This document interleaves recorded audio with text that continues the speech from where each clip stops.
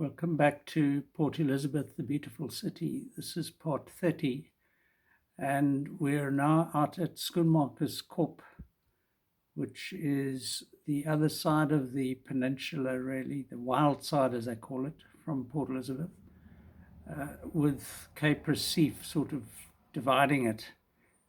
So you have to go via Cape Recife or sort of past it if you're driving out along the beach, the coast. One of the first places you encounter as you approach Skunies, as they call it, is the Sappers Hook Retirement Village. So this is for veterans of the different wars, which I think that's how you qualify to get in here. It's a very low-key sort of retirement place. I love the tall trees in the background. So we had heard about this walk, the coastal fynbos trail, I think it is. We didn't get to this, which is another of those World War II observation posts I mentioned earlier. But there's another one elsewhere that near Cape Recife that we do visit, as well as one right on the beachfront, on Brooks Hill. So in the fynbos trail, of course, you just appreciate nature, and fynbos is one of the most diverse types of plant you can find, and it stretches from Cape Town all the way up to the western side of Port Elizabeth. Port Elizabeth features biomes, I think it's 5 different biomes, 4 or 5. So the fynbos is a beautiful sort of hugely diverse family of plants, as you will see from just this little. So this is again, I think October, did I say? Let's have a look here quickly. October 2014, yeah.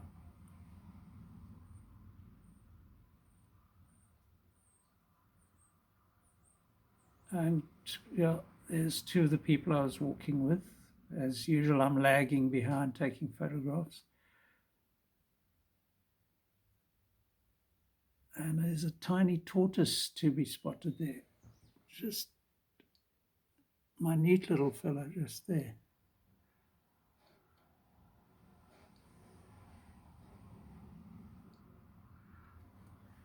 It does say that snakes are sometimes present. The sign there, I think it says, beware, check for snakes around the bench. So we decided not to sit there. So it's this beautiful combination of fynbos and sea, pounding surf on the wild side. So you're getting, it's not protected by any bay, this stretch. It's just open coastline.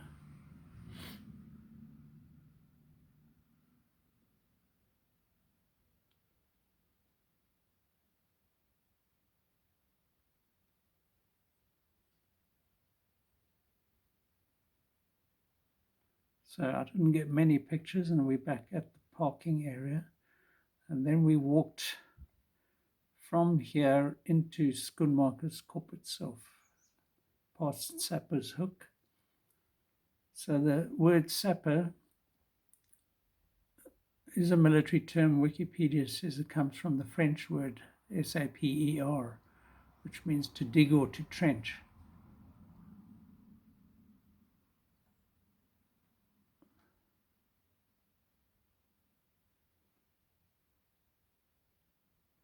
Interesting old building here.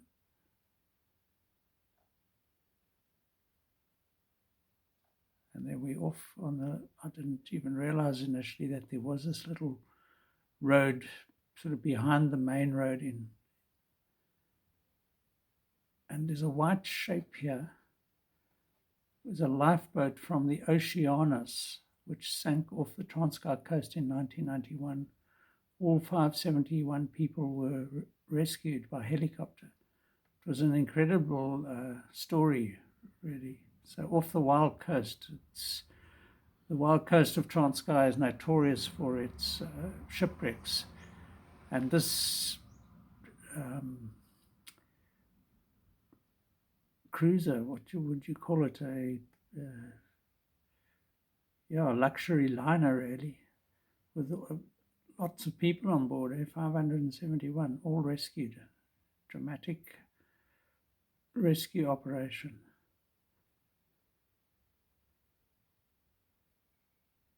Yeah, so a colleague of mine said that the Air Force fired shots at this lifeboat as it floated down the coast, posing a possible hazard to shipping, but it refused to sink and ended up here.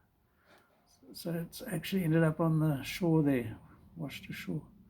And you can see you're next to this coast by these buoys, what the Americans call buoys, at Braidwood Lodge.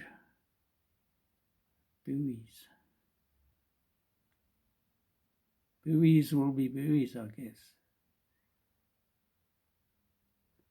And apparently this is where my former colleague Robert Ball lived. He was a great advocate of Schoenmakerskop. A lot of his columns mentioned his walks there. And this is his house from the other side, the landward side. And it says here, his family is apparently related to Mrs. Ball, who made the famous chutney. So we're heading back past that other sort of quite large mansion of a place.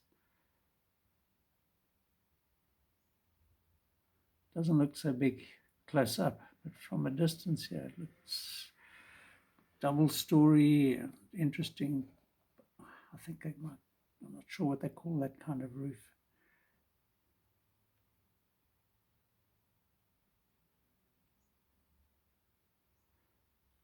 Then we drove to the picnic spots closer to the start of the Sacramento Trail, and this is a view next to the cannon there that was retrieved from the Sacramento in the, I think, 17th century or 16th. Isn't that stunning coastline?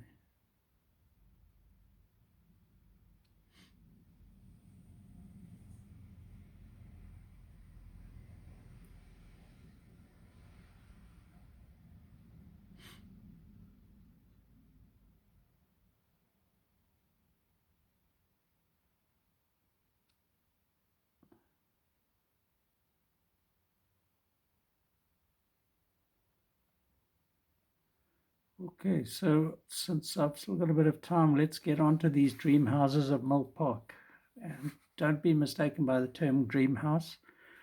It's not your dream house that you want to own. It's the description that was given to these English arts and crafts movement and continental Art Nouveau buildings in around the turn of the last century, 1900s odd. So yeah, I've picked up quite a bit out of Gavin McLaughlin's book. Influence of the Herbert Baker's revival of domestic Cape Dutch architecture was important.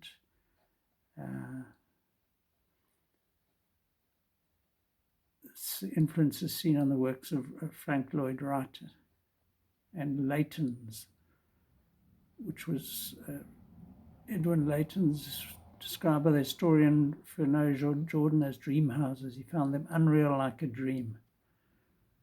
At the centre of Mill Park is the new Grey High School, designed in 2013 by Jones and McWilliams, completed by 1915.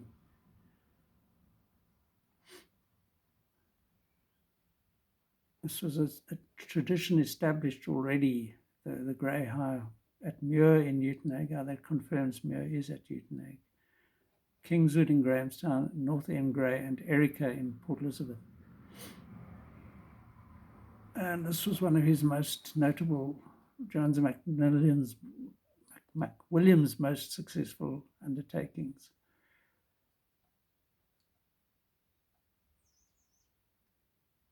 So, yeah, it's this school which is at the heart of the suburb of Mill Park, which is kind of the posh school, posh suburb in Port Elizabeth. So let's just go through some of the things. So I started here in King George's Road. It's really close to Target Kloof.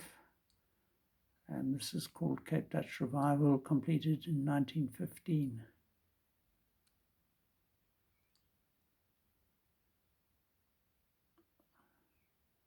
So as I say, there's another gable on the side. So I think it's around the back there.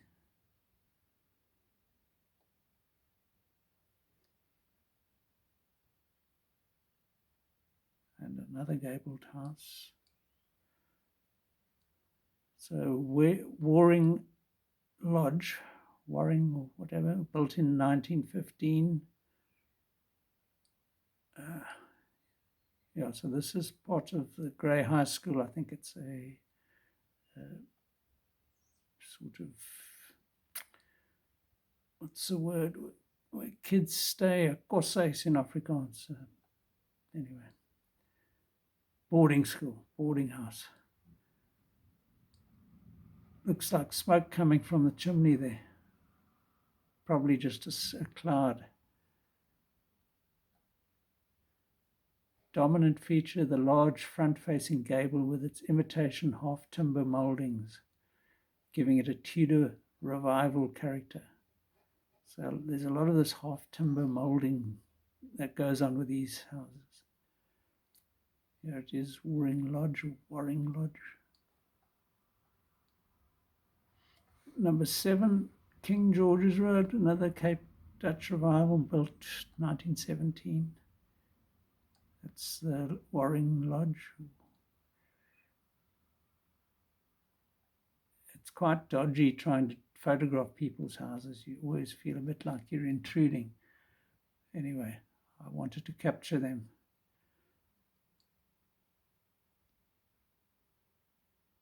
Rylson is the name of this place. So we head up this, whatever, George Street towards Mill Park and Grey High School. You can see its tower here, clock tower. And looking back down King George's Road.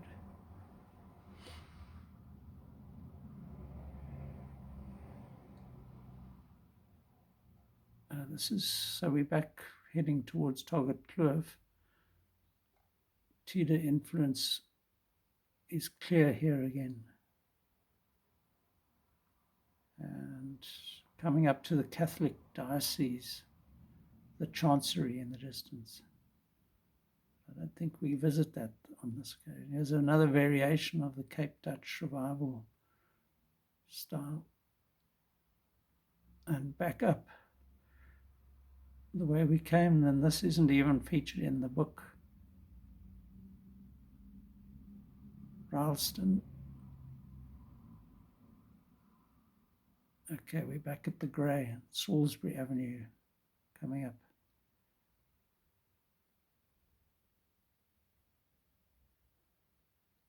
Okay, College Drive is on the other side of the Grey, so I think I walked up that way. Or did I? Okay, yeah, so I got to McLean Road. Now this is really incredible stuff along this road. So the Grey is on the left here. And this is McCoy Road coming up. 9 McLean Road. How's that? I mean, not only the building, is the building impressive, but the garden is immaculate.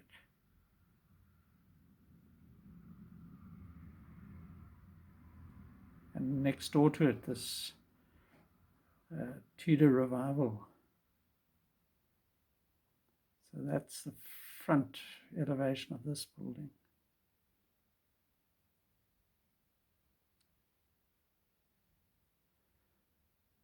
Interesting boundary wall as well.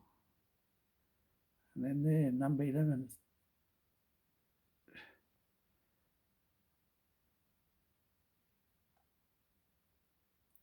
built in 1932, Arts Tudor Revival, steeply pitched roof, lead-lined windows, entrance with a balcony above.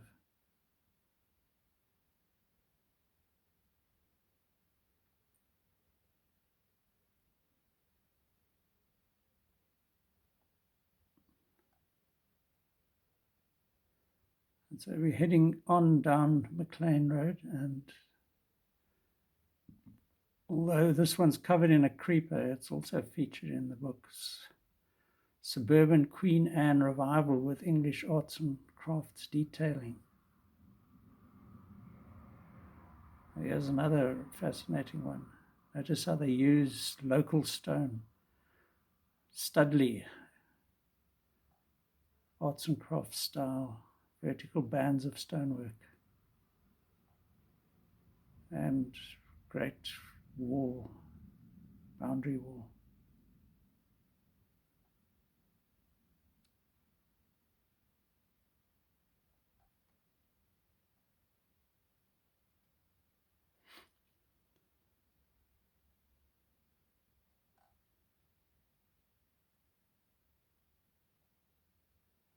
And yeah, I love this decorative front. I think the garage, which we see here, is a later addition.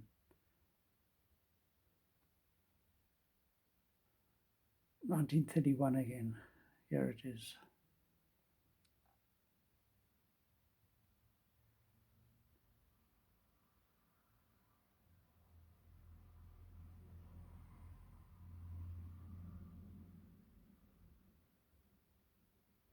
Even a nice old lamp standard there.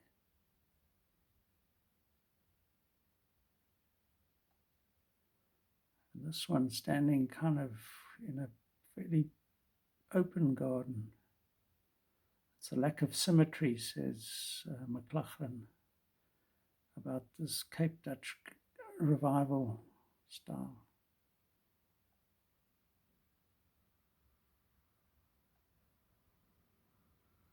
And you'll see here in the foreground is a bird called a spotted dikkop, or more recently they've renamed it a thickney. So these are incredibly interesting birds. They're nocturnal, but they sort of have nests just on the side of a sidewalk or something, and they kind of protect these nests and eggs and stuff. Quite big birds. Then I poked my camera over and got this thing. It's a kind of automatic lawnmower or something, programmed to mow this massive lawn. Another one not in the book, but still impressive, and no doubt would qualify. It's just the same era, same sort of quality. Across Wares Road, we have this Jones and McWilliams from 1924. This is known as Lindani. I think we get a bit closer. Not.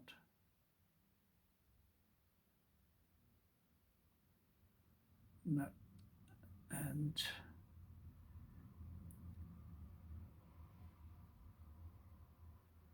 this is a nice one on the corner of Wares Road and Mill Park Road.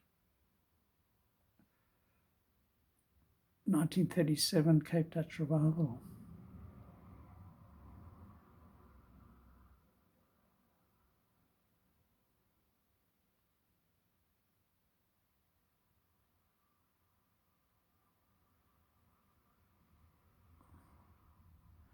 Then heading up Cape Road.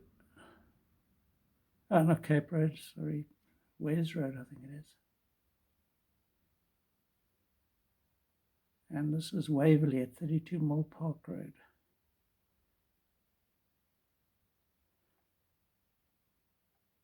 (1912). Sure. Check the gables. Unfortunately, I think this was added later, so maybe it had a big, because the main feature gable is facing just onto another house. I suspect it had a big garden out the front here. Could be wrong.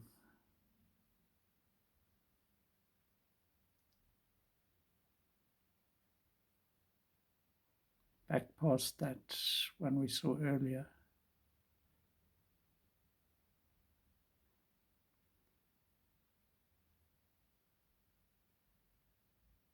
And this is called Five Gates. That's how big its garden was, that the wall had 5 gates. And of course, you have to have a swimming pool. But we're so short of water now, I don't know if people still use them. That's the Five Gates building. Unfortunately, you can't see the actual building, but. And the road to Linkside. I think we're going to stop here midway through this tour of Mill Park, and we'll come back later. Cheers.